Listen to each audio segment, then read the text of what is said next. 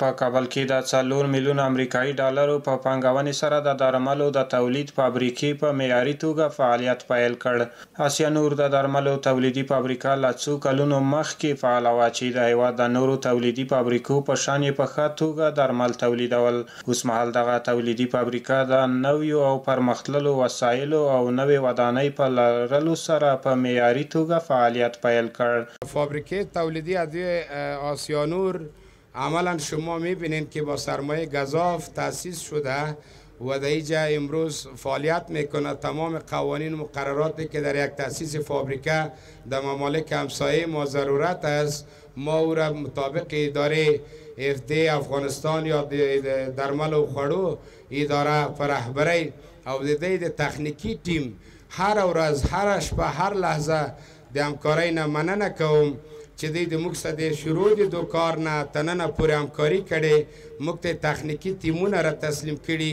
هر وخت جناب ډاکټر صاحب باری عمر ته چې ورغلی یو دوی خپلو تخنیکی مامورینو ته هدایت ورکړی چې عام تام همکاري د تولید سره وکړي. دوی هر لحظه تولید حمایه کوي. این مفکوره و خیالی که به سرشان خدمت به مردم، خدمت به کسایی که واقعا محتاجترین اشخاص مریض است، شما خود میفهمید بهتر. برای ناس یه خالی از اجر نیست، اجر برایشان میخوایم، آبرو و عزت دنیایی و هم برای همه شما. دغه فابریکې د پرانیستلو په مراسمو کې د خوړو او درملو د ادارې همدارنګه د چارو د عالی ادارې مسؤلینو ګډون کړی و چې په هېواد کې د تولیداتو د کیفیت په لوړولو خبرې وکړي. دغه شانته یو تولیدي فابریکې افتتاح یقینا د ښه زیری ده، ښه پیغام لري او د هیوادوالو لپاره هیله بښونکی ده.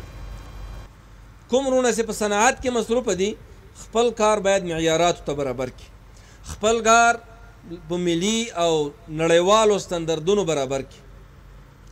هغه وروڼه چې هغوی په سوداګریزو برخو کې مصروفه دي له هغوی څخه دا هیله کوم چې تاسې د خپلې سوداګرۍ د خپل تجارت 1% صنعت ته باید ځانګړې کوي. که موږ او تاسو یو بل ته لاس ورکو زه پوره متیقن یم چې پر روانو 4-5 کلونو کې به په ټولو برخو کې به ځان بسیا او خودکفا به. د آسیانور د تولیدي فابریکې په لومړي پاس 4 میلیونه امریکایي ډالر پانګونه شوې. مسؤلین وایي چې په نږدې راتلونکي کې به د درملو د تولید په برخه کې خپله پانګونه 10 میلیونو امریکایي ډالرو ته ورسوي.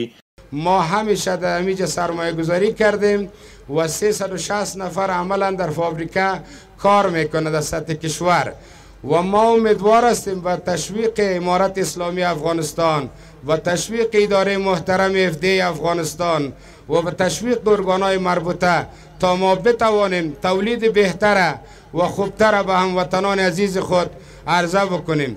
د یادونې وړ ده چې د آسیانور په تولیدي فابریکه کې 88 بیلابیل ډوله د لوړ کیفیت درمل تولیدیږي چې په یاده فابریکه کې سلګونو کسانو ته په مستقیمه توګه د کار زمینه هم برابره شوې ده.